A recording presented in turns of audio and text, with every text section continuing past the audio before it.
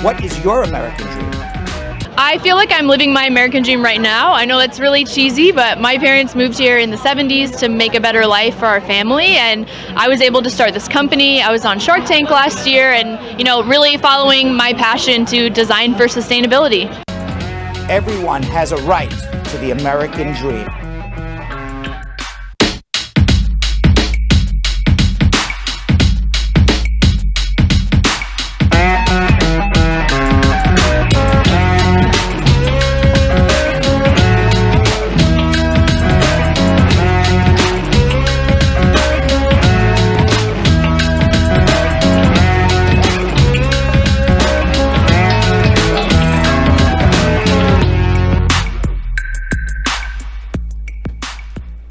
Welcome, everybody. It's Tuesday, May 24th, 2022. My name is Brad Bernstein. Jonathan Yo-Yo Elias is stuck with wires. What's going on, Jonathan? It's one of those days. One of those days. It is. And what we saw in the news this afternoon with that shooting in Texas. Yeah. It's awful every day. I can't even. All right, let's say hello to the squad first, and then we'll get into it. Prince02, Squad Up, Dip Fab, Cake Affair, Squad Up, how are you? Willie L. Williams, Stargirl, Squad Up, Alcia Stone, Squad Up, how are you? Pepe Samuel, Squad Up, Day Jose, saying hi, family. Carol Anderson, the Tiger, Jessica Limi, Joel, and Shanley Bartley is watching. I see you as well. Jewel Delph, Squad Up. Let's see what's going on YouTube. Shan Smith. Hey. Saying hello. The Top Cat. Squad Up. Kavar Harris. With a pre-comment of the day. The greatest immigration show on YouTube in the world. Oh. It's the greatest in YouTube and the world, or YouTube around the world. Remember to like and share. Tell a friend to tell a friend about Bradshaw Live. Kavar Harris doesn't even work for us. Listen. He's a Kavar Harris, huge cheerleader. We love that. We love that. How are you? Squad Up. Thank you very much, Kavar. Jessica Limi, Squad Up, double fisting. Westman, Squad Up, Susie Q. Sola Fabuano saying Squad Up. Morocco Climate. Squad Up. Yeah. Squad Up from Morocco. James Williams. Squad Up, Uncle Brad. Bader Yusuf saying hello to the crew. Louis Vuitton joining us 2 days in a row. CE User saying hi, Brad. And the CE User was a huge commenter yesterday. Yesterday, I watched after. I didn't realize during the show, but I watched after. CE User is just. CE User was on it. He was on the comments yesterday. Cute one. Squad Up, Brad. Yo, cute one saying Squad Up, Brad. Yeah. Cute one. Francesca Kuma, how are you? Baby Daddy TV. Baby Daddy, I love these names. Baby Daddy TV, Squad Up, Brad. These names are hilarious. New subscriber. Well, welcome, Baby Daddy. And Shan for Life saying hi, Brad, as well. Mm-hmm. Shan for Life. I wonder, could that be Shan? Maybe. Possibly. All right, Yo-Yo, take it away. Absolutely. All right, squad, you already know what time it is. I need you guys all to please put all your questions in the comment section right now, because we're definitely going to ask those questions during social media check-in. And we have a PSA. Dionne Reed's PSA. Uh-oh. She wants me to read her own PSA. Got it. All right, Dionne Reed has a public announcement that, Brad, you missed my name. Ooh. Dionne Reed making public announcements now from the comment section. So I had to read it out. I apologize, Dionne Reed. Squad Up to you as well. Can't forget Dionne Reed. All right, guys. So not only should you put in all your questions in the comment section right now, but also please share this video all over, anywhere, throughout any social media platform, or even through text, word of mouth. Just let them know that we're live right now, because we're about to start schmoozing with Brad, talking headlines, including the Texas elementary school mass shooting that occurred today in, how do you say it? Uvalde, Texas, a town about 75 miles from the Mexico border, where every agency from the FBI to Customs and Border Protection are responding.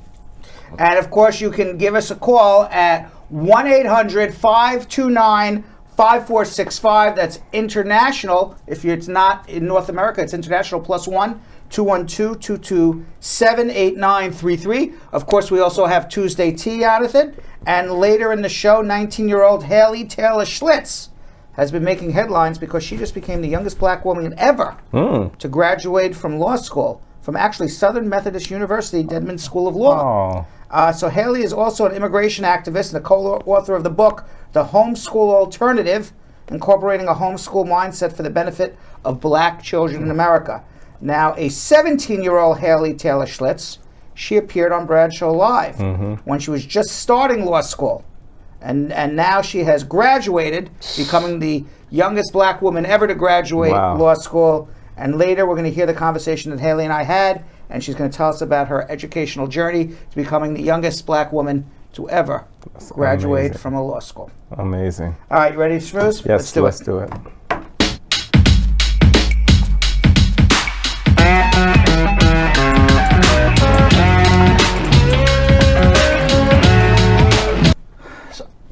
I don't even know what to say. You know, at 2 o'clock this afternoon, I'm doing my thing, doing my consultations. Notifications start coming on my phone about the shooting in Texas.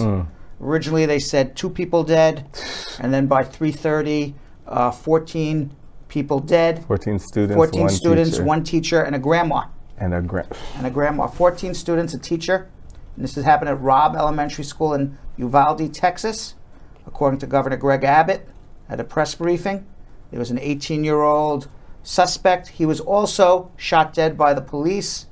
The suspect also allegedly shot his grandmother. So we have 14 dead students, a teacher is 15, the dead grandmother is 16, and the shooter 17 people dead.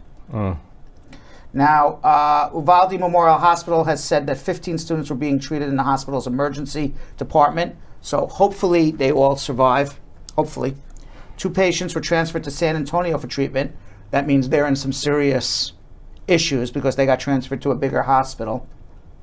And a 3rd was pending transfer. So there's obviously 3 people who are in some serious condition. Yes. And then a 45-year-old was also hospitalized. Earlier, the Uvalde Consolidated Independent School District, it's about 90 miles from San Antonio. So that's the major city that it's near. That's close by. They sent out a tweet that there's an active shooter at Robb Elementary. Law enforcement is on the site. Your cooperation is needed at this time. By not visiting the campus, as soon as more information is gathered, it will be shared. Active shootings are up more than 50% in the last year. Jeez. Up more than 50%. And it was damn high a year ago. The school informed parents shortly after 2 p.m. local time that students had been transported to the Sergeant Willie De Leon Civic Center, the reunification site, and could be picked up. Uvalde is also about 75 miles from the border with Mexico. They have an enrollment of about 600 children, and the town of Uvalde is about 16,000 people. So it's a nice, small American town. Yeah, U.S. town. You know, it's not in the middle of nowhere. It's a nice size, small town, United States, Texas. Online on Tuesday, Sharon Watts, the founder of Moms Demand Action. It's a group which campaigns for gun reform. She wrote, fervently lifting Uvalde up in prayer while refusing to do a goddamn thing to stop gun violence is why this keeps happening, especially in Texas. You know, in Texas, they love guns. Yeah. Very, very pro-gun. Very. I wonder if this would change anything. What do you think? Nope. I say no. No. I say no. Because there's been enough school shootings year after year. I mean, every year, there's school shootings. The one in Florida, right outside of Fort Lauderdale, up in Connecticut, that many on the right wing say never happened, was a fraud. You're going to say this is a fraud too? 10 years ago, 20 children, 6 adults were killed at the elementary school in Newton, Connecticut. Yeah. And everybody said, okay, we're going to do gun control. And you know what happened 6 months later? Nothing. Nothing. Nothing. Nothing. You know, and all the politicians, they're going to give their prayers. Talk about their heartbroken. Yes. Oh, man. Look at those. Look at that. All Can you beautiful imagine? children. Can you imagine you send your kids to school? Now, you don't have children, Jonathan. But imagine you have nieces and nephews. Imagine you send nieces and nephews to school. And this is an element. These are little kids. Little kids. They're innocent. They don't know from guns or violence. It's just sick. It's sick. And I don't understand how we can't, we have the solution. I just don't understand why we're not, coming forth and actually, implementing it so we can There's save a lives. majority of American voters want gun control. And there's too many guns. I think there's about 3.5 guns that are in the United States for every human being. So if there's about 300 million guns, 300 million people in the United States is approximately 1 billion. Could that be right? Yes, it could be. 1 billion guns in the United States. Mm-hmm. That was the statistic I saw. You say there's about 3.5 guns for every person in the United States of America, and there's 300 million plus people in the United States. That makes it 1 billion guns. I don't know what to do about it. I saw you told me you saw Mitch McConnell. Mm-hmm. He's the head of the Senate. He can do something about it. All right. Well, he's not the head of the Senate. He's the Republican leader in the Senate. Yeah. He can do something about it. Yeah, all he did was tweet that he was heartbroken. Yeah, he's heartbroken. And sending prayers out. Yeah, and you know what? He's going to be heartbroken again when this happens again tomorrow. Somebody's going to get killed tomorrow. There'll be another school shooting this month or next month. Somebody's child is going to go to school and die. And Mitch McConnell, he could be heartbroken. See, until it actually happens to someone that's actually close to them, this is just a statistic to them. Honestly, I don't even think so. You don't think so? No, I think even if it happened to them, they wouldn't change. That's wild. There was a member of the House of Representatives, Steve Scalise. He's third and number 2 or number 3 most powerful member in the House, Republican. He was at a pickup congressional softball game, and a crazed killer came and tried to shoot the congressman. Steve Scalise got shot. Mm-hmm. He survived. He still hasn't supported any sort of gun control. And he himself got shot. Mm. That was a few years ago. So I don't think life matters to people as much as power. Power matters to people more than life. I mean, you see it everywhere. Yeah. Look at Vladimir Putin in Ukraine. He doesn't care about life. He cares about power. And all these people in Washington, D.C., they care about power. They don't care about life. Because if they truly cared about life, they wouldn't worry about whether or not they will be voted in to office again. Because they would do the right thing. Wow. And pass gun control. You have 1 billion guns on the street in the United States of America, people getting shot every month, and they come up with excuses why. Excuses why people should have guns. You need guns to protect yourself. Well, what do you need guns to protect yourself? From who? The other people who have guns. Yeah. You don't need a gun to protect yourself if all you're going to be attacked with is a baseball bat. Right? Yeah, exactly. Yeah, you need a gun to protect yourself. From what? From other crazy people who have guns. Yeah. On Sunday, in New York City, man was on the Q train right at Canal Street. It's right over here. Right over here, I can walk 5 minutes from our office. 5 minutes from our office, I could walk up to Canal Street, to that subway station, the Q train. Right there on Broadway and Canal. 5-minute walk, Jonathan. Man was sitting there in the subway car. Crazed man walks into the subway car, walks back and forth a few times. The man sitting on the seat, Sunday afternoon, 12 o'clock. You say, okay, Sunday afternoon at 12 o'clock in the afternoon. It's not 3 in the morning. You say, okay, why is the guy in an empty car at 3 in the morning? 12 o'clock in the afternoon. Going to brunch. Meet friends for brunch on the subway, like everybody does. Right. All right, professional, works at Goldman Sachs. And a crazed man walking back and forth on the subway. Just walks over, kills him, shoots him. No reason. For no reason. Walks out of the subway, hands a gun to a homeless man, and walks out. Sheesh. There was a manhunt in New York City for him. He was arrested this afternoon. Somewhere around our office, by the way. Wow. Yeah, he was walking around our office. This is the guy. Somewhere around our office. Obviously has mental issues. Okay, you don't just walk over to a random person for no reason. For no reason. You've never met him before. You've never seen him before. Don't know anything about him and just shoot him. You obviously have mental issues. Just like this person who walked into a school. A school. Shot people. He had mental issues. Shot his grandmother. So he got, his name is Andrew Abdullah, the guy who shot, that's the killer from Texas. From Texas. The other guy we saw in handcuffs, he was arrested downtown Manhattan, somewhere around our office. Wow. Late this afternoon. His name is Andrew Abdullah. He had 11 prior arrests for guns. He had an open gun case in Harlem and was released because of the bail reform in New York City now, where there is no bail required to be released from jail. Everybody gets released.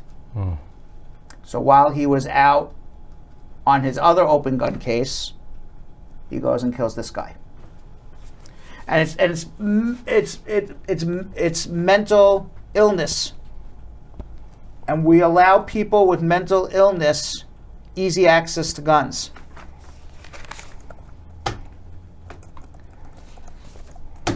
Yesterday, we talked about the mass shooting in Buffalo. On May 14th, what was that, about 8 days ago, 9 days ago? Yeah. What's today's date? The 24th. 24th, 10 days ago. Not even 2 weeks old. We're already past the mass shooting in Buffalo. We got the next mass shooting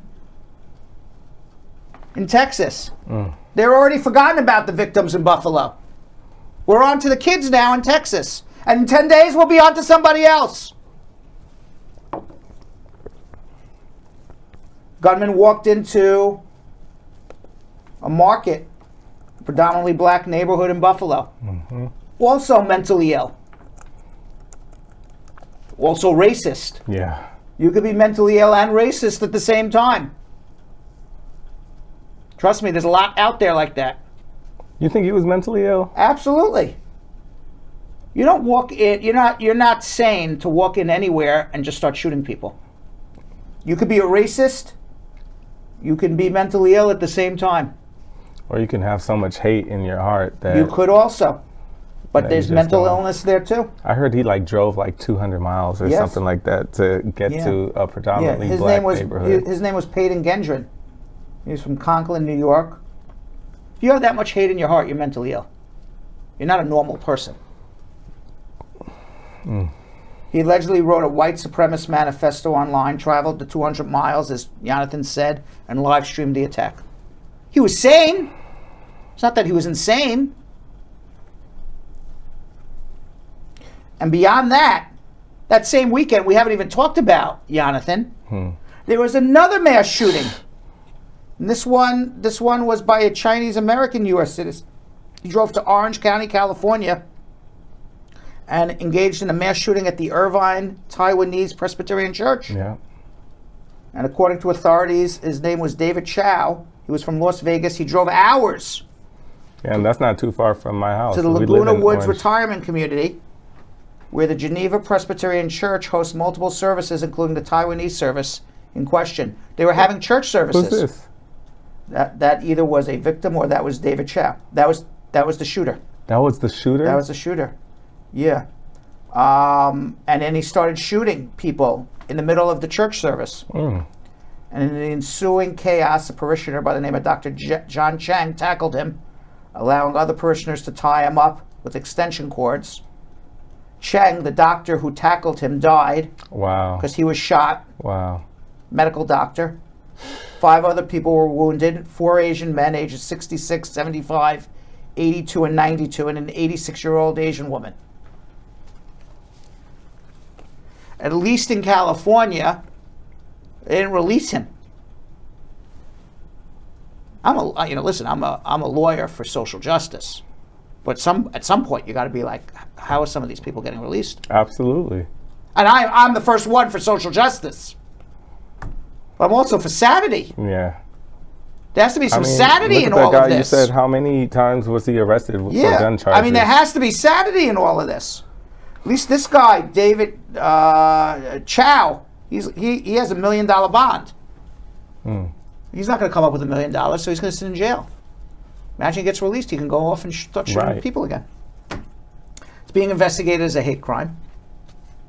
It's also racially motivated. And apparently there's a rift between mainland China and Taiwan. And that's where this all comes from. And this guy, David Chow, nurtures a resentment toward the Taiwanese. Even though Taiwanese and the Chinese are basically, in terms of their DNA, they're the same people, more or less.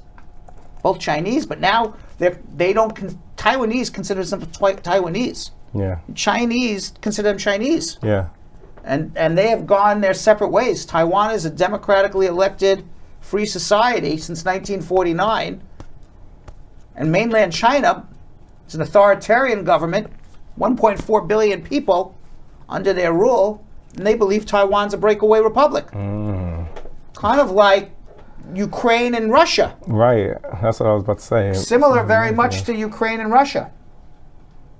And as a matter of fact, you know, all of this resentment that China builds up with Taiwan seeps into people's minds.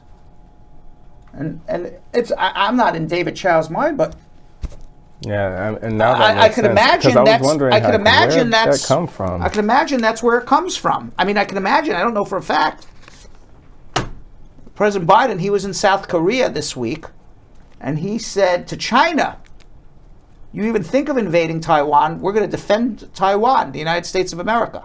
Yeah, that's a lot different than he did for Ukraine. Ukraine, he's just arming Ukraine and giving Ukraine money to fight back the Russians. He said to Taiwan, China invades, U.S. is right there. That's World War III. China has as many nuclear weapons as Russia. Yeah. Or if they don't have as many, it's damn close. And they got 1.4 billion people that they could give a gun to fight. There's not enough bullets. The United States doesn't have enough bullets to shoot 1.4 billion people. Nope. Really, honestly, if China wanted to, they have so many people. They don't even need to give guns. Just give potatoes. And just have 1.4 billion people get on boats, you know, drop the boats off 1.4 billion people with potatoes. They can throw potatoes in. What are they going to do? It's 1.4 billion people. They don't need guns.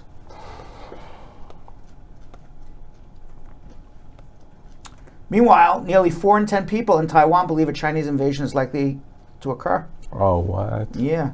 And last year, a U.S. general said that he believed in the next 6 years China was going to attack Taiwan. Oh, wow. So I wouldn't be surprised. Especially after them seeing how Putin is able to do it. And but now maybe China, I think, because they're had Putin gotten away with it and the West didn't stand up to Putin, then they definitely Taiwan was done. Yeah. Taiwan was done. They probably would have said, you know, Taiwan doing it in 3 years. Let's do it tomorrow. Right before Putin invaded Russia, he went to visit. You mean Ukraine? No, he went to visit Russia, and the Chairman Xi. Excuse me. He went to China, and he met with Chairman Xi, and we don't know what they talked about. It was right after the Olympics. But you could imagine the conversation was that, you know, Xi said, listen, we'll support you with Ukraine, because if you can do it to Ukraine, we can do it to Taiwan. So now maybe China is having second thoughts. I would think so, because they're already having second thoughts with like going through, you know, doing new business with Russia. Yeah. And we have gun violence all over. War. We have inflation, recession. It's some tough times going on. And coronavirus. Oh gosh. And today, estimates released by the Centers for Disease Control and Prevention show that another form of the Omicron subvariant, the BA2, has become the dominant version. According to estimates for the week ending May 21st, there is no indication yet that this new subvariant causes any more severe disease, but we now have a new leader of the pack. Remember, it was Delta, then Omicron, now we have this BA2. And you want to know something, Jonathan? What? You want to know something that's going to blow your mind?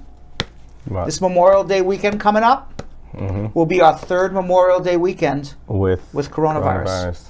I'm like, third Memorial Day weekend with coronavirus. Can you imagine? Would you ever imagine that in a million years? Nope. In the country, right now, the United States is averaging more than 100,000 new confirmed cases every day. There's a new coronavirus coordinator in the White House. What he says is that people should wear masks, although there's not going to be any mask mandates, that's for sure. Excuse me. And name is Dr. Ashish Jha.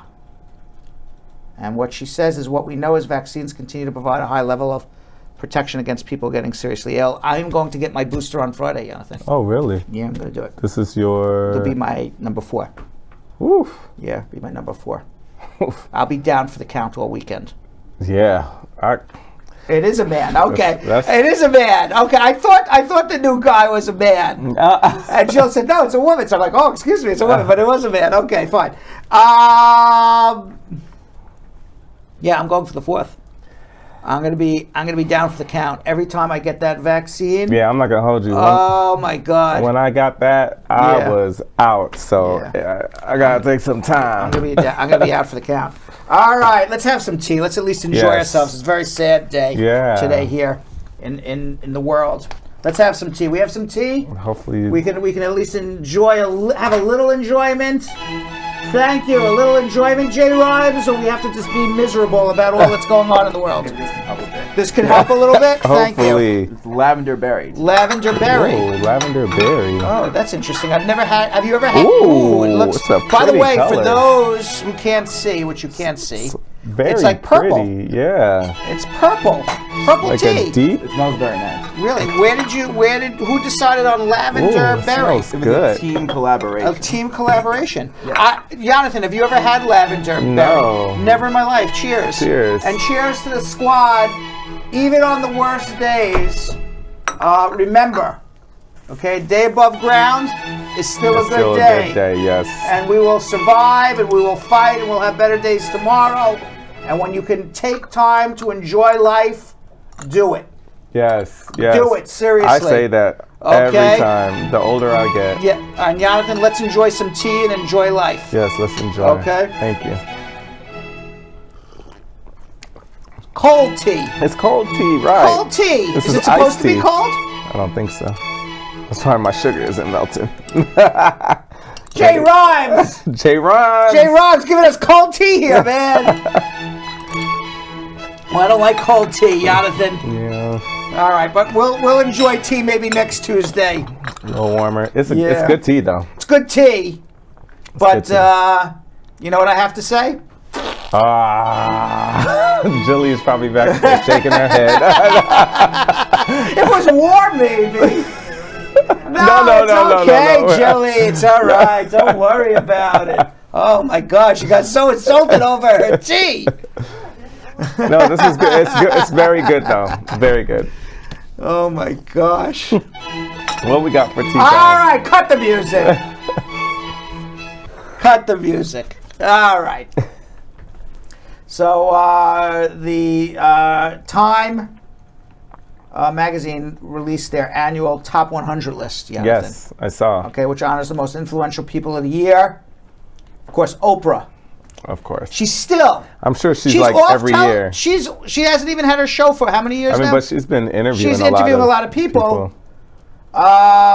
She is one of the top 100 most influential people in the world. Michelle Obama wrote something about her. Oprah has always had the uncanny ability to open us up, to hear beyond our words, and to uncover a higher truth, to be vulnerable with us in a way that allows us to be vulnerable back. I'll tell you something. Michelle. Look at Michelle. Oprah runs for president. she wins. I would think so, right? She wins hands down. Because she's got everybody on her side. You think Oprah doesn't run for president? She's not the president of the United States of America? That would be crazy. I think Oprah should run. I don't think she wants to. I don't know her, but I want to get somebody to tell her to run. Wow. She would win. That would be It wouldn't insane. even be a close call. Yeah. You know, can you imagine Oprah versus Donald Trump? What would Donald Trump say to insult Oprah Winfrey? Right.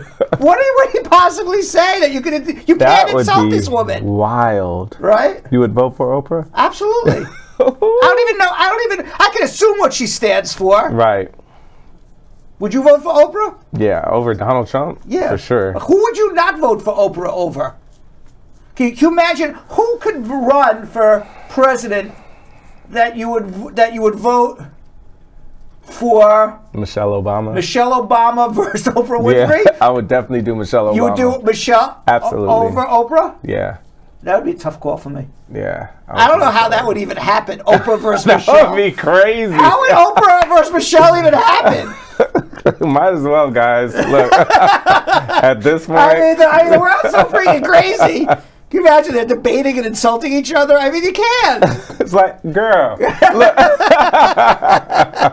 I'm just trying to think who would is there anybody in the world that you would vote for over Michelle Obama? That anybody that you could think of that you would vote for ahead of Michelle Obama? No, unless it's like a new candidate that comes that you don't know about. Yeah, that I don't know about. But anybody famous, because now it's just famous people running for president. Right. All right. You got to be famous to run for president now.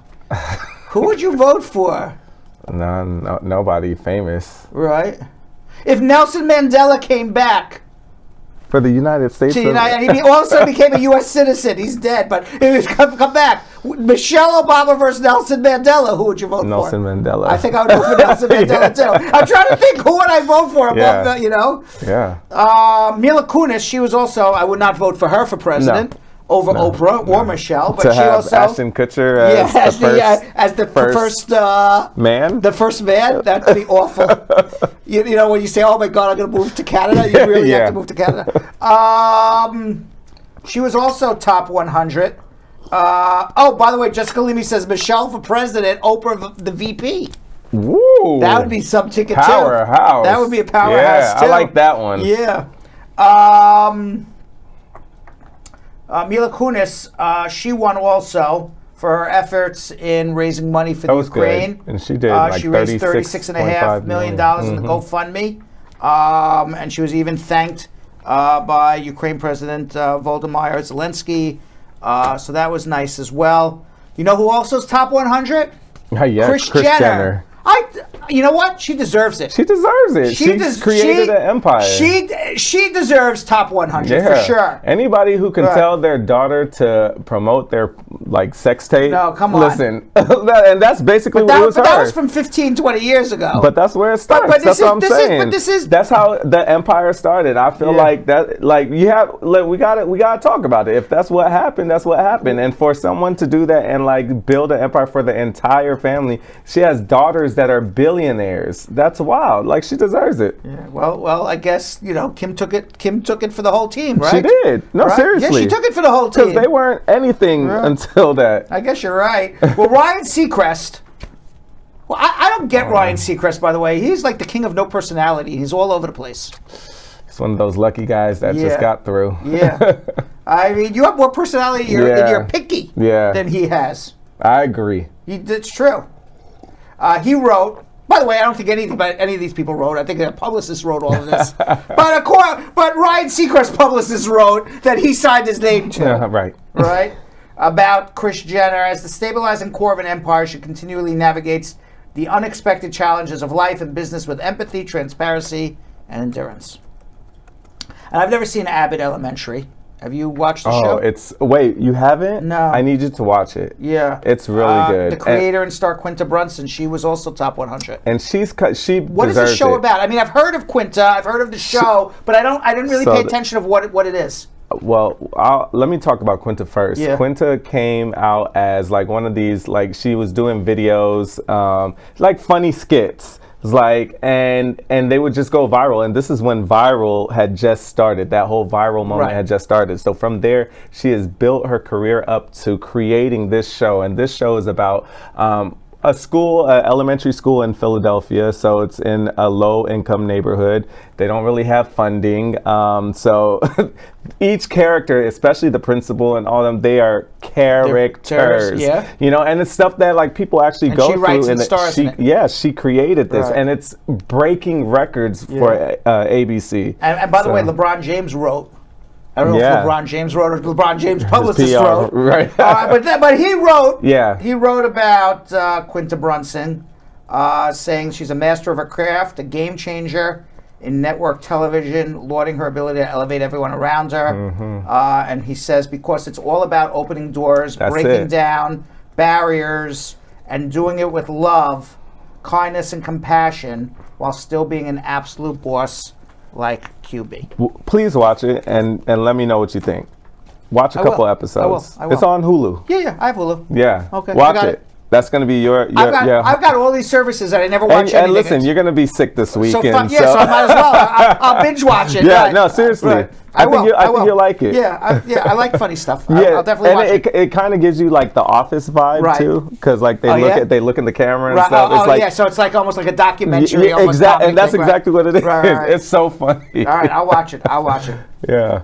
And by the way, talking about viral videos, Halsey, she's venting her. Oh yeah. She's venting her frustrations at her label because she wants to release the song called "Song I Love," and that's the name of the song. But the label will not let her release it until she gets a viral video on TikTok. That's wow. Yeah, she says basically I have a song that I love that I want to release ASAP, but my record label won't let me do it. I've been in this industry for 8 years. I've sold over 165 million records, and my record company is saying I can't release the song unless they can fake a viral moment on TikTok. Wow. And now that seems to be the new thing, you know. Because honestly, TikTok Kid Leroy and Scooter Braun, they made up a viral moment. And they started a fake feud to promote 1,000 Miles. So annoying. Yeah. Like this whole. I think we should have a fight to promote TikTok. We can do that. What can we do? You want me to? Will you allow me to throw? We're not supposed to tell them. Oh, would you? Well, they're not telling anybody. Would you allow me to like throw the tea in your face? This cold one. Sure. For a viral moment. Were you gonna punch me? Yeah. Get extra viral. Wait a second. I don't want to get punched. That was the surprise. Wait, how about I'd rather you throw the tea in my face and I punch you? Oh no, not this face. Hold on. All right, we gotta work this one out. Yeah, I don't want to get punched. I'm like, or we can have like a boxing match. Can you imagine like having this like, all right, I throw the tea in your face. I go, you're not gonna punch me for real. Oh yeah, damn right, I'm gonna punch you. I don't get punched. Yeah, but this. So Halsey, she's got to come up with a viral moment. Well, this is her viral moment. This video just went viral. Oh, because she said that they won't. Yeah, I mean, we're talking about it. It's on. How many views now? I don't know, but like, there's so many different like sites that have been talking about it. A lot of media outlets. So, I mean, I hate this whole. Right.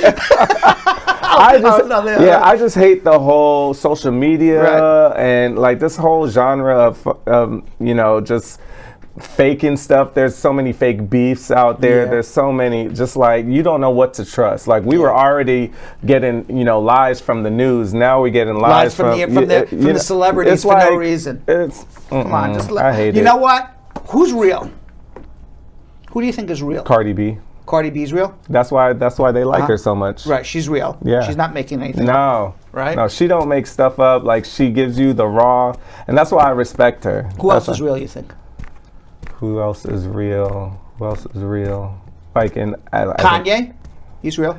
Kanye. I think Kanye's real. Kanye's real. After watching his documentary. I think he's off the wall. But also, I mean, literally, I think he has mental issues, but I think he's real. He does have mental issues, but he's real. But like, he also plays a persona, though. Right. And he admitted that in his documentary. Right. He said that he had this documentary going since the '90s, and like.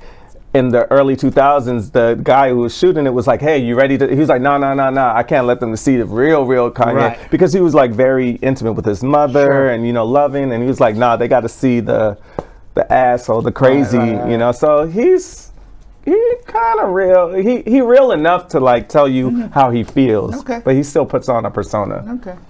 Meanwhile, did you see, Eurovision? It's like the biggest thing in Europe.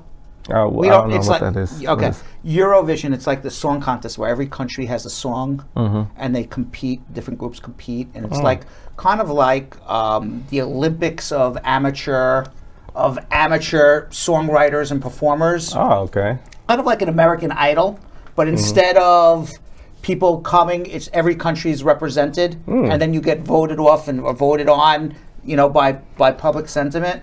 Well, in this is the 66th year of Eurovision, Oh, wow.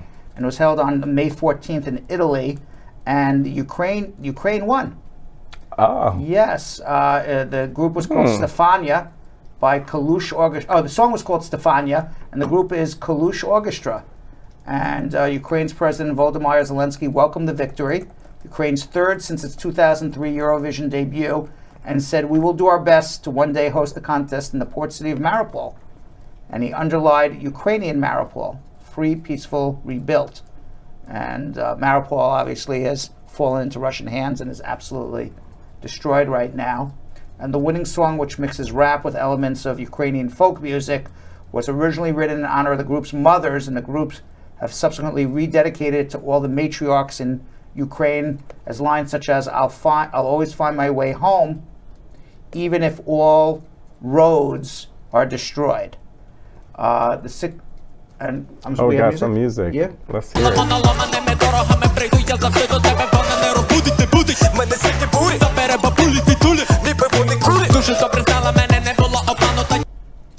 Yeah, and before the event, Sam Ryder's entry for the UK spaceman led at the halfway point.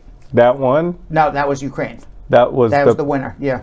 And having won the jury vote from around Europe with 283 points. But after the points from the public vote were added, UK came in second, and the Ukraine came in first. Well, maybe if you understood Ukrainian. Sir. All right, let's go to TikTok time. All right. In this edition of TikTok time, I explain the steps to obtain a K-1 fiancé visa and then a green card. Let's watch.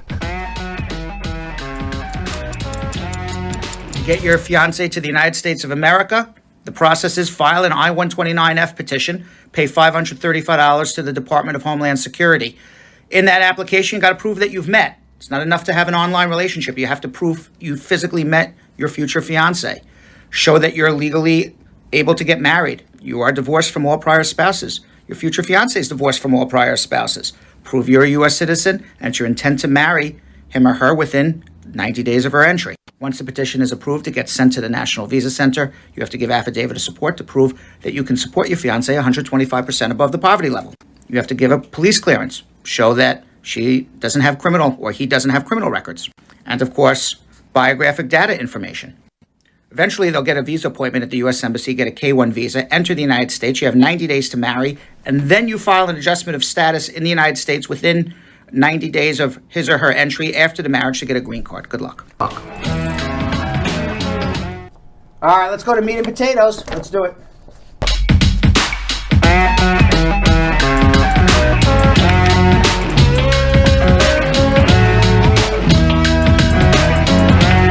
Okay, Mohammed, you're on. What can I do to help you? Hey, good afternoon, Mr. Brad. Good Thank you for the show. I like it. I watch it all the time. Yeah. Thank you. Yeah, this is Mohammed. I came to the United States on K-1 visa. Right. My wife filed it for me. That was in 16. And when I get here, I'm married in the first 90 days. But I didn't file my green card because we didn't have a joint sponsor because my wife was not working. So after that, yeah, she was sick for a year. So after that, the ICE took me to Louisiana for 2 months and put me in immigration jail.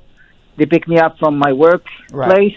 Then the judge, I went through like a process, and I had I had to fight, and the judge terminates my case in 2019.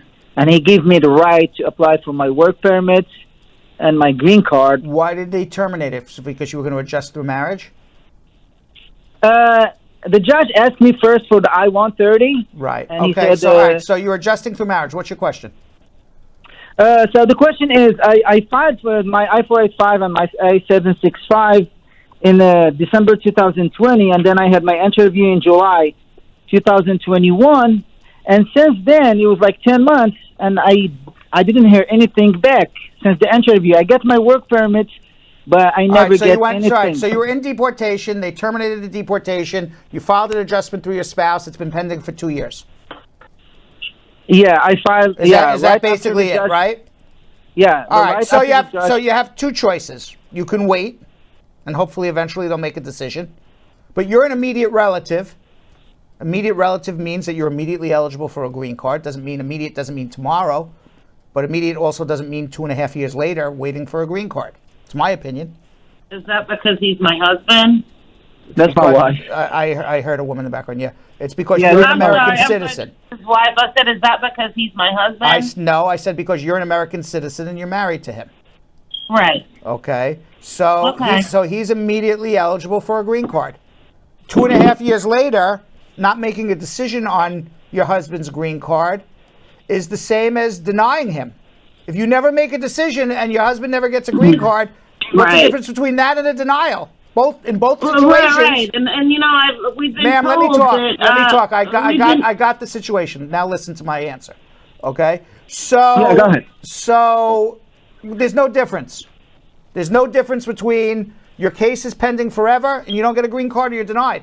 Both situations, you don't have a green card. So you have two choices. You can continue to wait and let the government violate your rights because you have a right to a decision because you're an immediate relative, or you can file what's called a mandamus.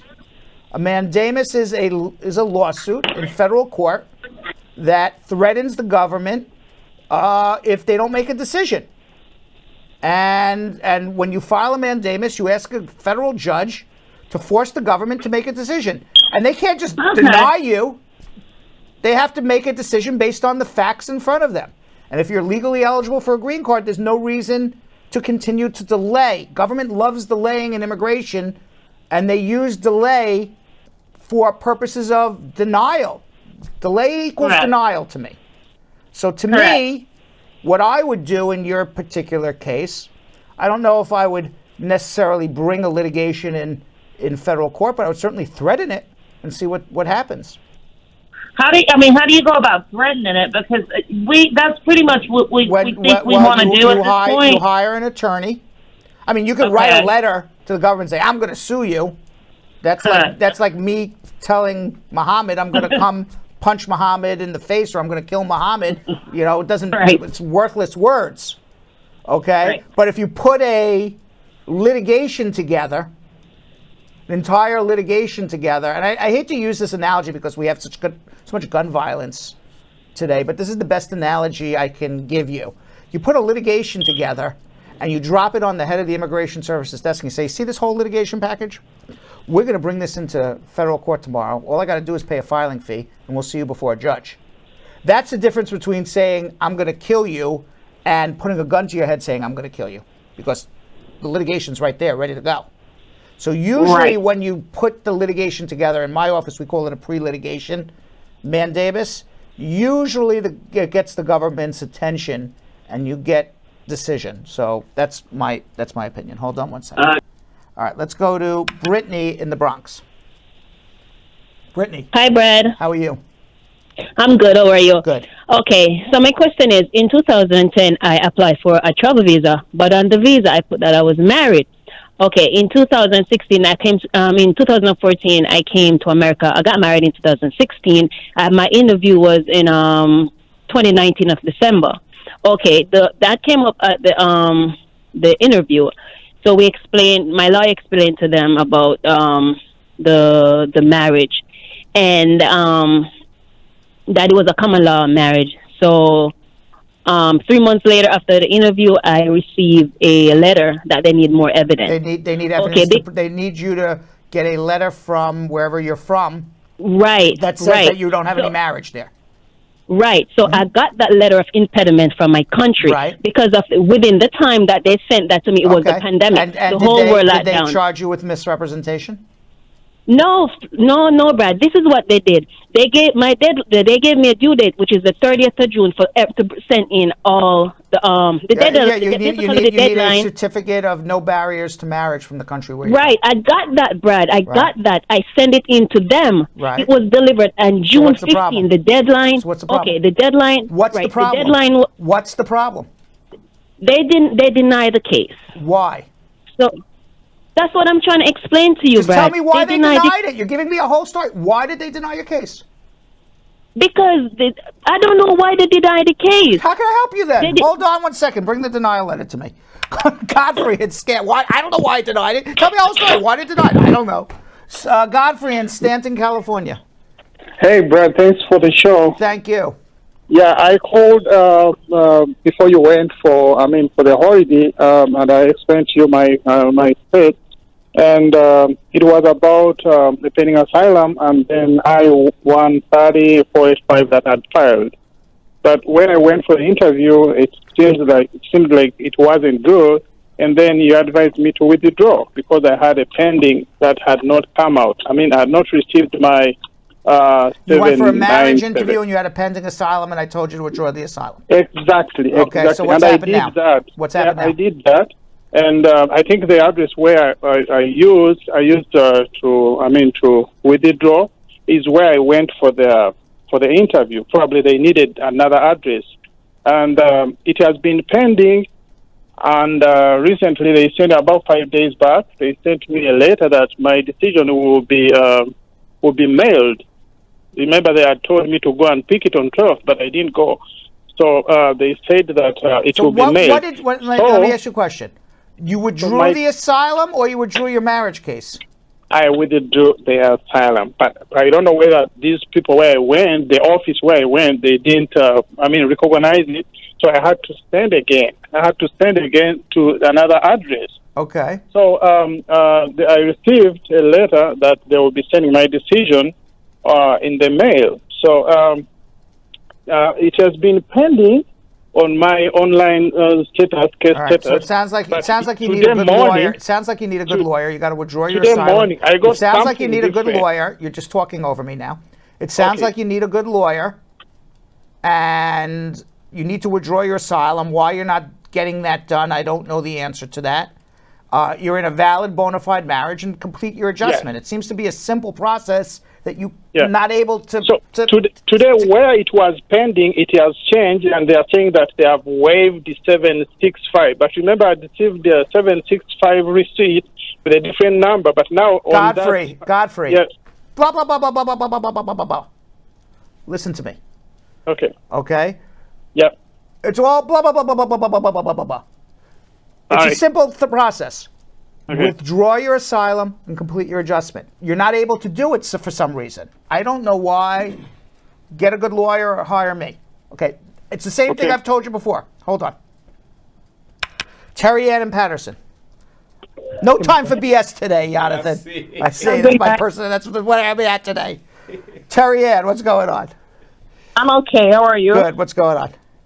So my question is, my 2-year green card is going to be up in March, so I know I have to file for this year, December. Right. My question is, I looked it up online where if you're married to a U.S. citizen for 3 years, which my husband is, when I'm filing for the 10-year, can I file my citizenship at the same time? No, it's not 3 years of marriage. It's 3 years of having a green card. So when you file to remove the conditions, you're at about 1 year and 9 months and change. 1 year later, if immigration has not made a decision on your I-751 and it's still pending, and you're now at 2 years, 9 months and change, then you can file for your naturalization, presuming that you're still in a bona fide marriage with your spouse. Okay, so it's not just being married for 3 years. No, it's being married to a U.S. citizen and having a green card for 3 years. Okay, so that means I just have to file the 10 year for the 10 year, and then 10 year, and then 1 year later, if we still have no decision, which most likely will be the case, Then you file your citizenship, and you have 2 cases pending at the same time, your I-751 to remove the conditions, your citizenship, and then you go on the interview for your citizenship, and they'll adjudicate both at the same time. Okay, all right. Thank you very much. Okay, you're welcome. All right. Let's go to Lisa in Syracuse. Hello? Hi, how are you? I'm good, Mr. Brad. I have a friend that was being charged for aggravated assault. He, instead of it going to court and try, he took a plea deal. He has a girlfriend that overstayed, and you would like to know if it is that he can get married and do the adjustment of status for her. If you overstayed your time, what kind of visa did the girlfriend come on? B1, B2. Yeah, and the spouse is a citizen, you said? Yes. Yeah. If you overstay your time on a B1, B2, and you marry a U.S. citizen, of course you could file your adjustment. Absolutely. Yep. Yeah, but he was charged for aggravated assault. As long as it was not sexual abuse of a minor, that's the U.S. citizen, he can file, he's still entitled to fall in love. Okay, thank you. All right. Let's go to Rona in Rockville, Maryland. Hello? Hi, Rona. Hi, Brad. How are you? I'm fine. Also, my mother stated a letter from my brother. What? Because the immigration. Also, my mother stated a letter from my brother to the immigration because they say his birth certificate is too young. I maybe I'm misunderstanding what you're saying. Say that one more time. Yes. How should my mother state a letter from my brother to the immigration that they say his birth certificate is too young? How should your mother send a letter to immigration about a birth certificate that's too young? Is that your question? Or should she state the letter? They want people to write a letter for her. Who wants to write a letter for her? Immigration wants your mother to write a letter about. I don't understand the question. I'm sorry. Get people to write a letter for her. Explain it to me, Regina. It's Richie.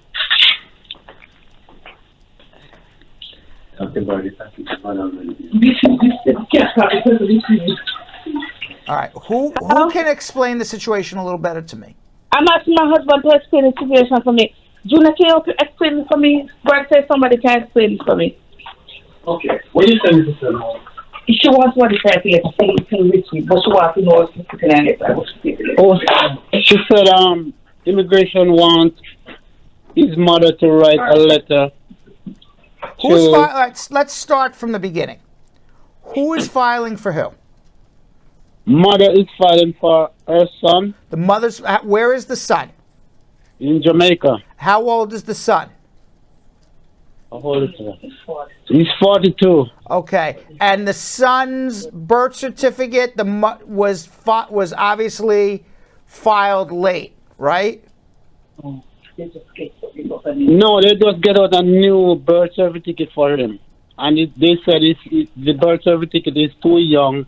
So okay, so the mother's name was not put on the birth certificate contemporaneously with the birth of this 42-year-old man.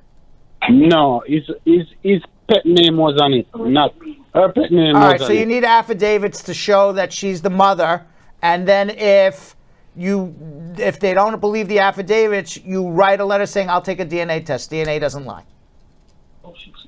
You need help. Hold on, because there's no way you're I can't tell you what to write in an affidavit, but you get 2 or 3 people to write affidavits. She's the mother. I know this because, I was there when he was born, and she was the mother. She was carrying the baby around, and his pet name is Timmy, but his real name is Mark. I don't know. Whatever it is, I don't know what the facts are. And then if they don't believe you, then you take a DNA test, and DNA doesn't lie. Hold on.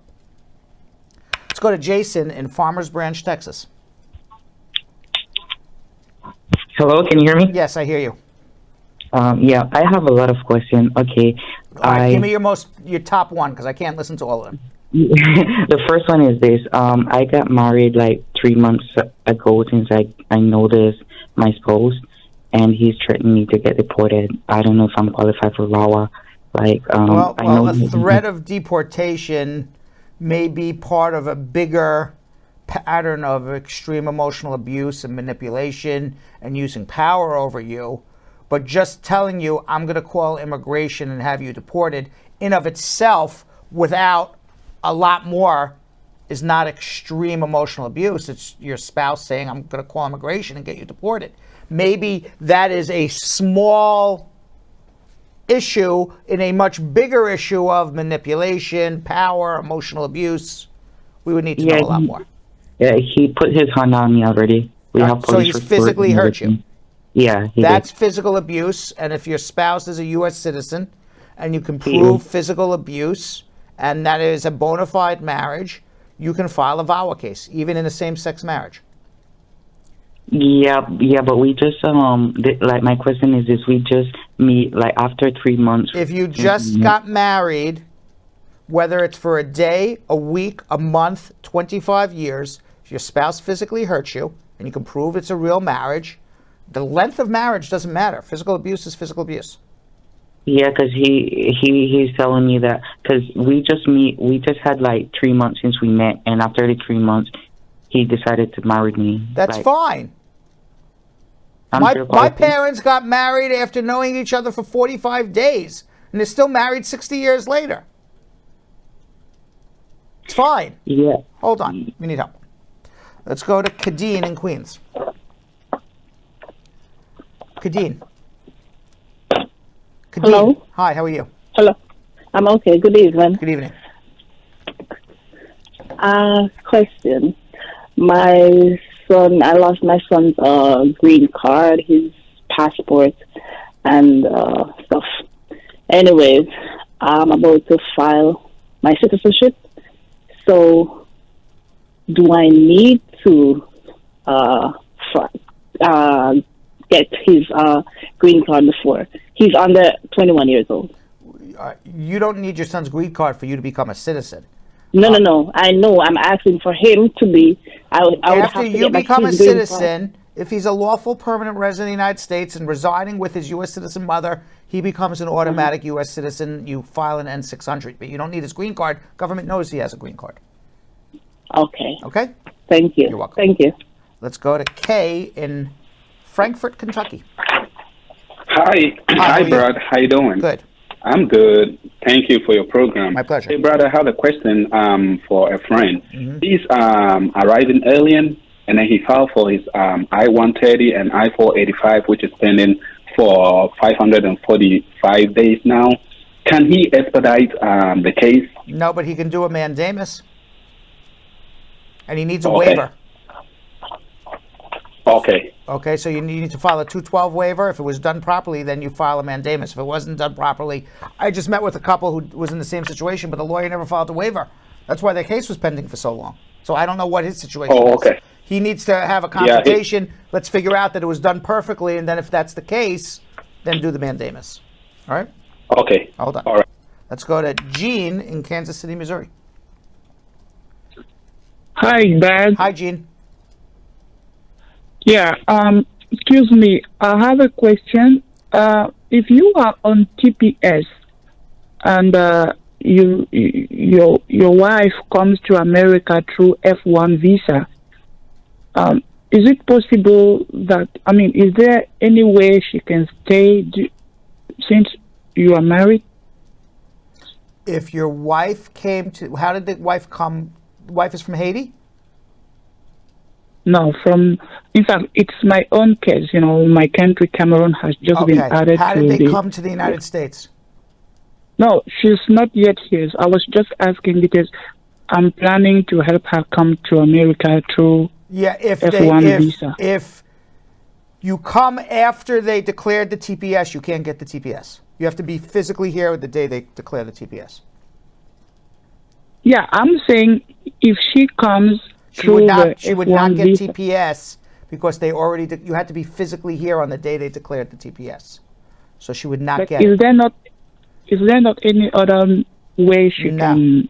If you get her a student, she can't get TPS. Is there other ways for her to become legal? We would have to have a consultation. But your specific question, after they say everyone from Cameroon gets TPS, you can't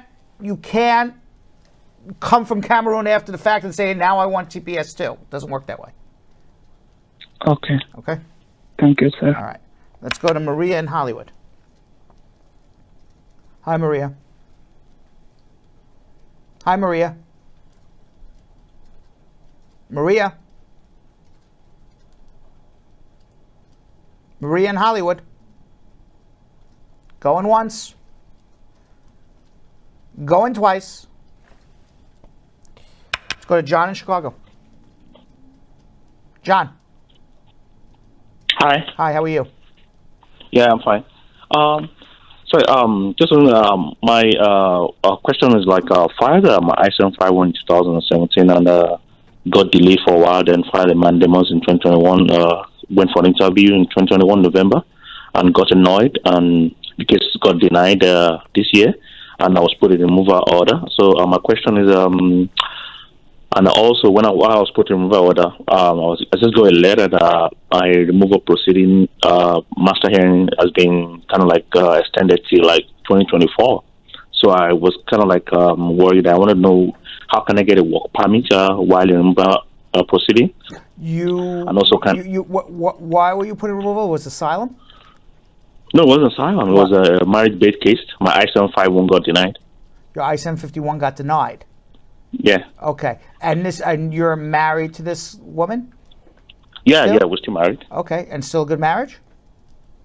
Yeah, we're still in the marriage, yeah. Okay. So you could go down and get a temporary stamp on your passport.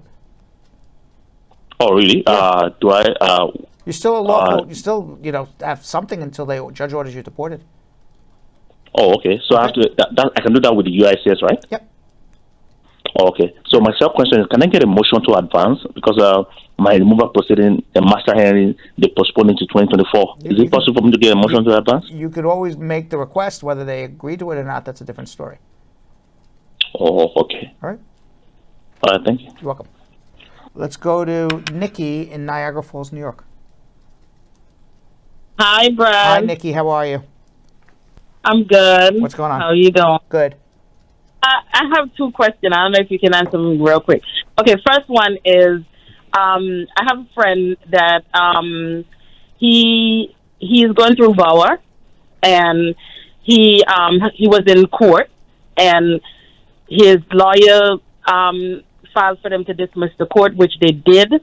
And his father passed away. He got a Why was he in court? Yeah. What was he in court? For deportation, I believe. Okay, but he has a. Why was he getting deported? He came up here. He got married. Didn't work out with the wife. All right, so you just got put in deportation as an overstay. Okay. So right. So what's your question? So his father passed away. He got a advance parole to go home. Came back. So he wants to know what's next. I think his lawyer said she filed an I-130, but then we haven't heard anything. You told me it was a VAWA case. Mm-hmm. So you don't file an I-130 on a VAWA case? So I don't know what's next. What's next would be hire me, let me get the record, see what this lawyer did, and then tell you what's next.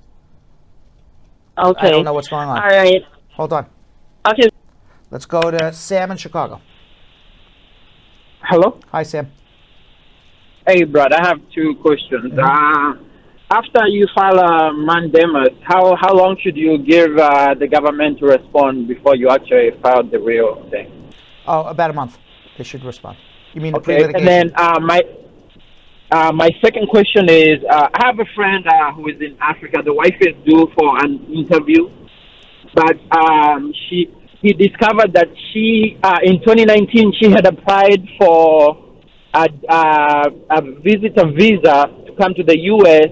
And when she filled out the DS, I think it's called DS 260 or something, she lied that she was married and she had a kid, but she never actually paid the interview fee. All right, so she's and here never now? went to the interview. She's here now? No, she's still in Africa. Okay. She's still in Africa. She's about to go for they got married, but before she had tried to get a visa. Right. So she's gonna. She may be DS denied for misrepresentation. You submit an application that's not true. You sign it, even if you don't show up for the interview. That doesn't forgive you. So she may need a waiver. Oh. All right. Okay, so because they were saying she never actually paid the fee for the interview. Well, I don't know, and she so never I would, went to the I would interview. need to see how far she got. But if it was submitted to the government, then she signs it. She lied. Okay. If she filled it out and never submitted it, different story. Okay. She may have submitted it because I think you have to fill it out online or something like that. I don't know. So she would need to speak to me. Okay, all right. Thank you. You're welcome. All right, let's go to Miguel in Plantation, Florida. Miguel. How long Hello. do you give Hi, Miguel. the government to respond? How you doing, Brad? Good, what's going on? Give thanks and praise for life, no? I'm sorry? Give thanks and praise for life. Oh, thank you. Okay, yes. Yeah, and I think you should move your office to Jamaica because I find out you have a lot of Jamaicans. Thank you for your service. I've contemplated it. All right, what's your question? The question is this. I have a friend of mine, and he's not so understanding about this immigration stuff like that. Myself also, learning from you. Okay. He had a situation where his wife had filed for his son. But the situation is this. He wants to cancel that filing, and he wants to do it for himself. Okay. But they are not divorced as yet. Okay. The situation that I'm asking you, the question I'm asking you is that based on the fact that he cannot file his taxes, can he still file for his son and have somebody else do the application? Why can't he file for his taxes? Because of the situation with him and his wife. Well, he I don't know why he can't file tax returns. He doesn't have to cancel anything from the wife. He just has to file an I-130.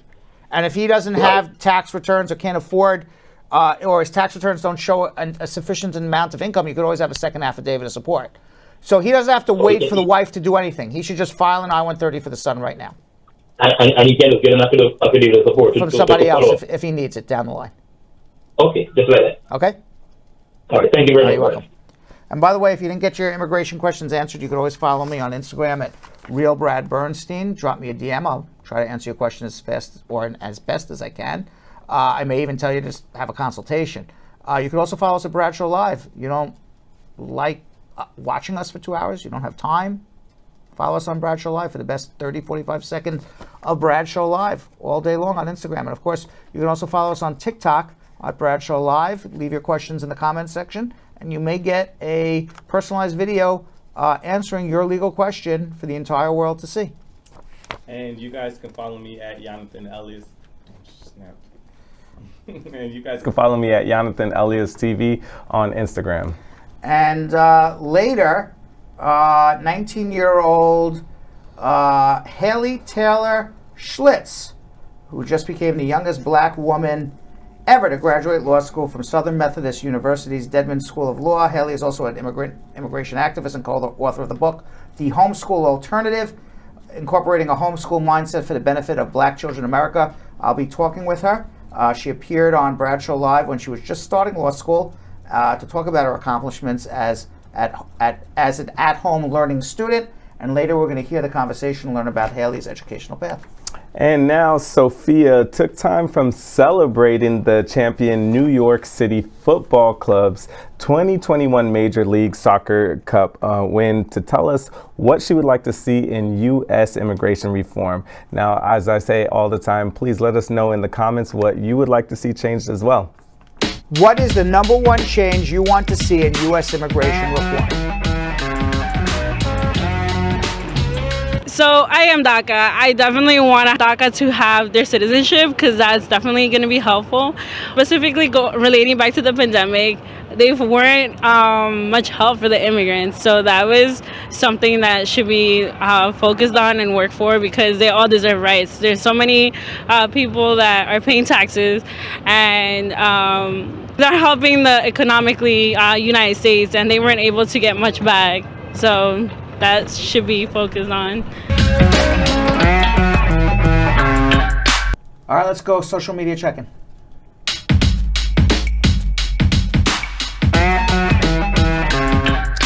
Claudette A. Wyatt Editor, a Facebook VIP member. Can someone who entered the U.S. with a visa waiver passport apply for adjustment of status through a sibling who's a U.S. citizen? No, you cannot adjust your status through your sibling. William Patrick Kamga, a Facebook VIP member. What type of document can an asylum seeker use to travel in the States when his passport is expired and he's waiting for his new work permit to renew his driver's license, which is expired too? Well, you need some sort of valid identification. So it's either a valid passport, work permit, driver's license. Don't let it renew. Don't let everything expire. Solomon, Facebook VIP member. I would like to know what table to look at before a priority date becomes current, final action date, or date for filing for F2B category, unmarried son of a green card holder living abroad. It's the final action is when you get your green card interview. Crystal Perry, a Facebook VIP member. If I visit the U.S. with my visitor's visa and my priority date becomes current, can I stay and adjust my status and receive my green card there? If you're still in legal status and you file the adjustment more than 90 days after your entry, your priority date is current and you're in legal status, you can file your adjustment. Claudette, Facebook VIP member. Through the adoption process, does the last name of the child change? And will that child be able to file for his parents at the appropriate age? Once a child is adopted, that breaks the legal bond between the natural parents, and that adopted child can never file for the legal parents. Spice Buffy, a Facebook VIP member. Will immigration make any changes to allow people who are already living in the USA with family-based cases to adjust their status here rather than going back to consulate processing once they're over 21 years? At the moment, no. Lisa Adedier, a Facebook VIP member. From start to finish, roughly how long does the spousal U.S. citizen and foreign spouse take? And starting about 18 to 24 months. Starting from being documented. Beginning to the end, 18 to 24 months from the day you put the first papers in to the day green card in hand. Morocco Climate YouTube. Does the 5-year rule to remarry a foreigner and sponsor green card apply to VAWA green card recipients too? No, it does not. And then Joe Kamani on Facebook. We applied for asylum in March 2022, but we have not received any receipt notice yet in this case. What are we supposed to do? Just wait.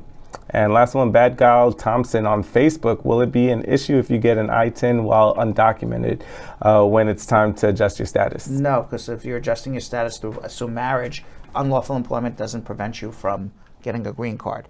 By the way, Marie Maxwell, her number one change for immigration law is siblings filing is way too long. I grew up with my brother and sister very close, so they are my immediate family as well. We get that a lot. I agree with you 100% as well, Marie. And 19-year-old Haley Taylor Schlitz is making headlines because on May 13th, she became the youngest black woman ever to graduate law school from Southern Methodist University's Dedman School of Law in Dallas, Texas. I had spoken with 17-year-old Haley when she was just starting law school. Haley is also an immigration rights activist and co-author of the Homeschool Alternative, which is how she was educated. Haley and I spoke about the experience with at-home learning and her educational journey. Let's watch. Haley Taylor Schlitz is a law student, a daughter, a sister, a descendant of immigrants from Africa and Europe, and she is only 17 years old. Haley has already graduated with a degree in education and just started law school at Southern Methodist University in Dallas, Texas. She and her mother co-authored the book titled The Homeschool Alternative, Incorporating a Homeschool Mindset for the Benefit of Black Children in America. This incredible young woman has also become an advocate on behalf of immigrant families after seeing how recent immigration policies have impacted her own family and friends. Welcome, Haley, and thanks for coming on. You are 17 years old? Yes. And you just graduated with an undergraduate degree from where? Texas Women's University. Wow. And now you're going to law school at Southern Methodist University, SMU, which is a top-tier law school. And you just turned 17 years old. Yes. 6 weeks ago. Yes. And when you graduated with a 4-year degree, what was your degree in education? Yeah. And you were 16 years old when you graduated. How old were you when you started school? I was 13 when I started. So when you're 20 years old, you will be a lawyer. Yes. Now, I was a lawyer. I was 24, but I was almost 25 when I became a lawyer. So you're doing it like 5 years earlier than most people. Okay, so what classes are you taking? I have 5 classes that I'm taking. I'm taking criminal, I'm taking legislation regulation, there's torts, contracts, and legal research and writing. Okay. So which do you like the best right now? Torts is For those who don't know, torts would be your accident cases.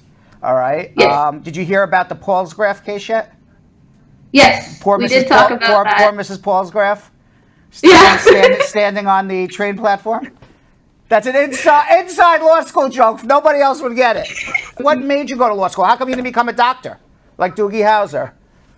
My mom's a doctor actually too, and so originally I was going to at first my major was in chemistry. Actually, I did want to be a doctor, but then I look back more on myself and my own education path and my own journey and how I got to where I was, and I decided that I wanted to be a lawyer because it's one of the top degrees I can get in our nation that will really help me advocate and diversify the gifted and talented program in our public school system. At what point in your life did you start to accelerate your education? Well, in fourth grade, everything was going well, but in my public school system, from first grade to fourth grade is elementary school. I did first grade. I was born in California, and so we had moved here when I was just going into second grade. And so I did first grade in California. But from second to fourth grade, while I was in public school here, everything was going really well. But then my transition to intermediate school, which is fifth and sixth grade, my transition from fourth to fifth grade is where things started to get a little rocky. I was doing really well in elementary school, straight A's, favorite teachers. You were like the best student, right? And now you're going into fifth grade, and what happened? Yeah, and so basically my grades started to fall, and I didn't really care about being smart or being gifted or doing my best. I really only cared about my friends and being able to be pretty or cool or popular. My mom noticed this, and she was like a whole bunch of emotions that she could describe way better, but was nervous and just surprised and just didn't know what was happening. And so she was talking to me about why my grades started to fall, and I was like, I don't care. Did she feel that your friends were a bad influence on you? No, they were a little bit, because when I used to be active in class and answer the questions and get A's on tests, and they would be like, yeah, well, that's not very cool. Like the fact that you're the smartest isn't really cool. What's cool is having, this particular water bottle or having this particular look or whatever was super cool at the time, and being smart wasn't it. Tell me what your mother was thinking. You say, okay, when public school doesn't work, I'm going to find a gifted school. I'm going to find a good private school. Did your mom look at all of those alternatives before she decided to homeschool you? Yeah, so she looked at private schools, online schools, and stuff like that. And what she had finally decided on was going to this homeschool co-op sort of thing, where you go to an actual physical building with actual teachers 2 days a week, and the rest of the time you're at home looking online, looking at the assignments they assign online and doing it at home. And so they called themselves like a college-style school, and so she decided on that. How involved was your mom at home on those 3 days to make sure you were doing the work? She was extremely involved until after, I guess, my first year of college. Were you able to speak up in class when there were older kids there? I was always the student who asked a lot of questions, so I wasn't shy around them. No matter what classroom I was in, it was always me asking questions because I always really wanted to understand. Do you feel you missed out on high school not being in a regular public school? I have a lot of friends. I can do sports. My mom has me signed up for fencing with my brother at a club, and you don't have to attend a school or anything like that to be in the club. I've been to dances. At what age did you start skipping grades? I started skipping grades, and I think I skipped a total of 4 or 5 grades in the span of that time. So from 11 to 13. Your first day of class of undergraduate, tell me how you felt. I think what was the most intimidating was seeing the professor come in, sit down, and knowing that this is serious. What I get in this class is going to count. It doesn't matter that I'm younger, and it doesn't matter that it's just a summer course. It's still a grade. And just thinking about that was the most intimidating. Did anybody in college or maybe even in law school now, do you kind of feel weird, why are they looking at me? I'm the young kid in the classroom, they're looking at me? In undergrad, people, I think they looked at me and knew that I was a little younger. It would come up in casual conversation, and I'd be like, oh yeah, I'm 14, or whatever, however it came up, and they'd be like, wait a second. In law school, everybody knows that I'm 17, but they don't really talk about it. What was the hardest class that you've taken so far? In undergrad, I felt like I had a strong grasp on all of my classes, so there was never really a particular class where I was this, I don't know how this is going to go. At law school, I also feel like I have a strong grip on all of my classes. I would say the most difficult class for me is probably legal research and writing. Lawyers write differently than anybody else, but it eventually will come. That was my hardest class in law school too, believe it or not. You got accepted to 9 different law schools. I assume you applied to 9 law schools. You got accepted to all 9. Why did you choose Southern Methodist University to go to law school versus some other of the other law schools that you applied to? A lot of reasons went into that, but I would say the main ones were like the faculty there is just, they're just beautiful people. Everybody there is very accepting. They all want to see me do well. They're, checking in on me often, and they care about me, and so I really, really appreciate that. The students there, like I said, are awesome. They accept me, and they don't, like I said, they don't like bring it up. They don't question me. The campus is beautiful. There's like no flaws about that campus. It's just gorgeous. I heard it's an amazing school. You work with this organization, I'm an Immigrant. Tell me about what this is and how you got involved, because you were born in the United States of America. You yourself are not an immigrant, but you consider yourself an immigrant. I feel like there's a more general sense of immigrant, just like everybody. We're a land of immigrants. And then you also have immigrants who have to go through what America puts them through today. It was unfathomable for me to think that a mother would ever have to tell their children what would happen if she didn't come home one day, what would happen if she got deported from the country. It just seemed outlandish to me. Like, why would you ever make a mother have that conversation with her children? Like, if I'm late to picking you up from school, go to the neighbor's house or something that just, I don't know. So it didn't truly register with me until recently with everything that's been happening around immigration. And so I feel like that could also happen to my sister. And it like I said, with maturity and my eyes being opened up to these conversations, moms do have to have these conversations. If I don't come home, do this. And that impacts my family in many ways. That's really what got me involved and got me really interested, was my friends and my sister and undergrad, and actually like opening up my eyes to this is actually some people's reality, and it's terrible, but it is. It is. And by the way, you're very well spoken and very well said. Okay, so tell me about your lineage, and tell me about what your family does to help your sister embrace her lineage. So my lineage, on my dad's side, his ancestors immigrated here through Ellis Islands, and so German and Irish on his side is where his ancestors came from. And on my mom's side, they came in slave ships. So on one side, you have the American dream, and on the other side, you have the American nightmare, which is, that's my lineage. And then my sister that was adopted from Ethiopia, and we try to incorporate, Ethiopian culture in our house in every way that we can. My mom sees these super cool, like Ethiopian cultural things that online, like food or music or dances or the language, and any way that she can really incorporate it, especially into my sister's life. Now, you also have co-authored a book. You're an author as well. It's called The Homeschool Alternative, Incorporating a Homeschool Mindset for the Benefit of Black Children in America. Now, this book is specifically addressed to Black children in America, homeschooling them. Why are you addressing Black children specifically versus just all children? It was specifically targeted at Black children, number one, because my mother and I are Black, and my brother and my sister. But then number two was because the Black students are a minority. At the very beginning, when people were thinking of ways to educate our children, minorities were not being thought about. The public school wasn't designed for minorities in mind.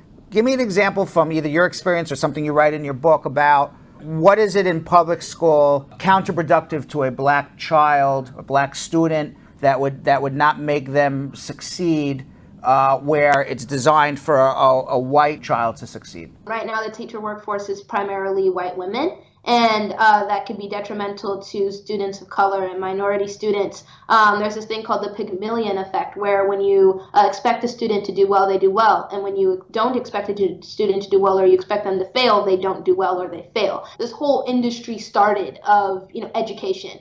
It wasn't for minority students. It wasn't for Black students. That wasn't who they planned on teaching. That wasn't who they thought would get doctorates and masters. That was crazy. Like, what, teaching a Black student? What do you mean? Like, no.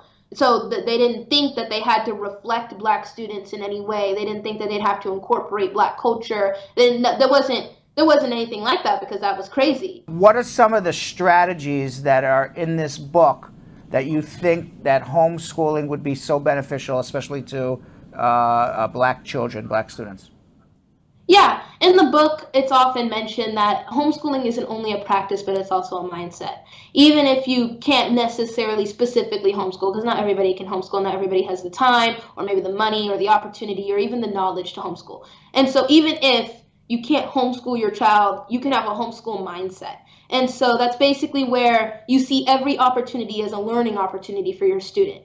And so when you're at the store, for example, and there's a sale for pens and it's 50% off or whatever, there's one packet of pens that has 5 pens and another one that has 1 pen in it, you're going to ask your student, or your child in this case, well, which one's the better deal? And things like that is like a homeschool mindset where like school is everywhere, learning is everywhere. How was it like day to day writing a book with your mom?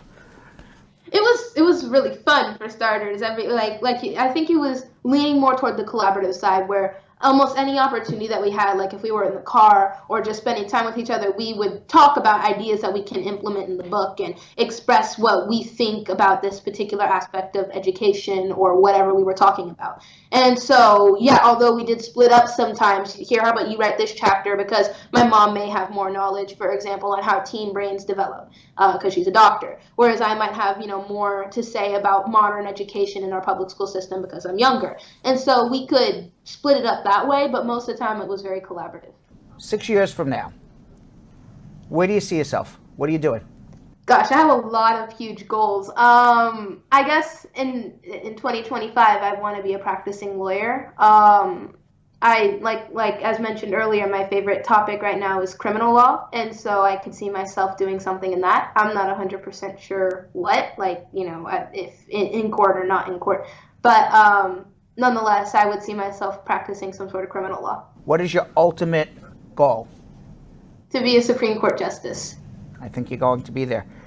5-10 years from now, where would you like to see America be? What are your dreams for America? That's a fantastic question. I would like to see it be more progressive and inclusive, and not just inclusive where it's inclusive of its citizens, but inclusive of global ideas. So other countries who are doing great in particular aspects, whether it be education or homelessness or hunger in their country, I would appreciate America trying to be more open toward other countries who are more successful than us in particular aspects. So more inclusive, I would say, on multiple different levels. Have you reached out to other children? You're changing the world as a 17-year-old. Have you reached out to other children who are changing the world, like Greta Thunberg, who took carbon-free boat across the Atlantic Ocean? I haven't specifically gotten to talk to Greta yet, but that would be awesome. That would be cool, right? Yeah, that would be cool. Yeah. But I've talked to other just as bright students who have amazing goals I'm sure they're going to achieve. So, yeah. Well, Haley, you're amazing. I'm going to tell you something. Supreme Court judge, president, something in that realm. I think I see it.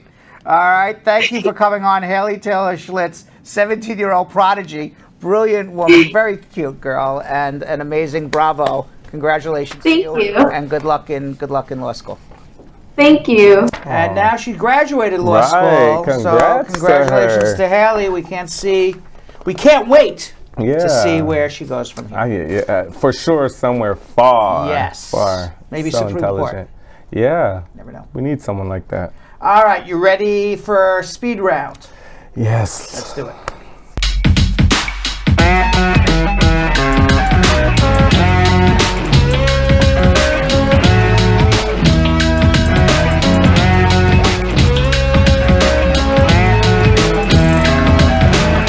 All right, let's do it. I feel good. All right.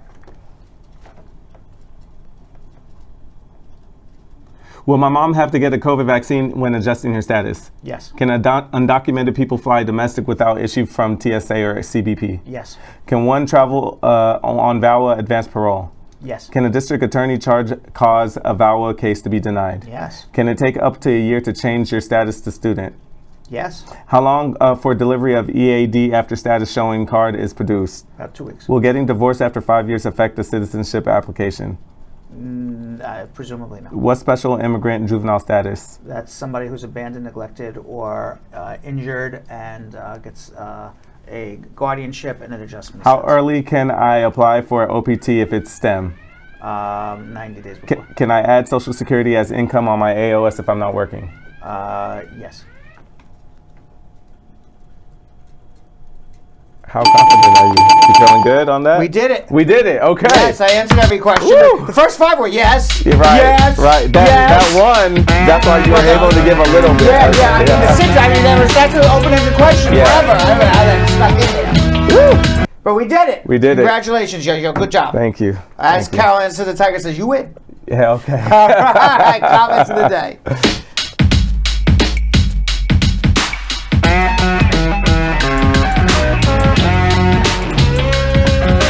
All right, our first comment of the day comes from Pratik Sahu saying, why are school shootings even a thing in America? I've never seen this anywhere else. Why would someone kill children? And I agree with that. I don't see that in no school shootings out in Africa. It's gun culture and mental illness. Europe. And people... Gun culture, mental illness, and guns getting in the hands of people who are mentally ill. That's actually That's exactly what it is. That's exactly what it is. Mm-hmm. Thank you for that. Okay, our second comment of the day. Velvet Prox saying, hey Brad, you helped me get my green card through grandfathering. Thank you. All right, congratulations. Oh, good job. All right. Yeah, congrats. And our last comment of the day. Paulette Bryce Cameron saying, people, when you're spending money, spend it with a good lawyer like Brad. When you hire Brad and staff, you'll get your money's worth. Let your money speak for you. Hire the real team, Brad and staff. 225 Broadway. See you there. That was a great comment. I knew you was going to like that one. Yeah, 225 Broadway. See you there. All right. Any more? That's it. That is it. All right, everybody. By the way, Yo-Yo, tomorrow's hump day. It is. All right, get ready. Strap yourself in. Seatbelt yourself in. Yes. I should say strap yourself in. Not on hump day, right? Yeah. All right, seatbelt yourself in for tomorrow. We'll see you then. So, Sam, as part of the production, we have to say this disclaimer at the end of the show. Do you mind reading it for me? Okay, but you know, Brad, I have to do everything around here. Forget it. I'll do it.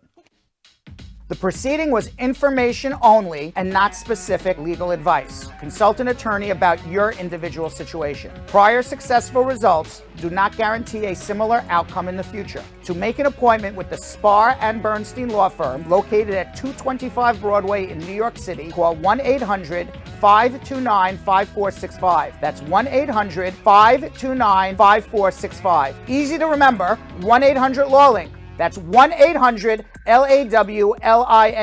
Once again, make a call to 1-800-529-5465. And of course, link up with the law offices of Spar and Bernstein, located at 225 Broadway on the 5th floor. If I were you out there, make the call, make the link, make the connection, make it Spar and Bernstein. 1-800-LAWLINK. That's 1-800-529-5465. And visit us now at our Connecticut office, 221 Main Street, Suite 501, Hartford, Connecticut. Visit us in Connecticut or in New York at 225 Broadway. That's 1-800-529-5465. 1-800-LAWLINK, 1-800-529-5465.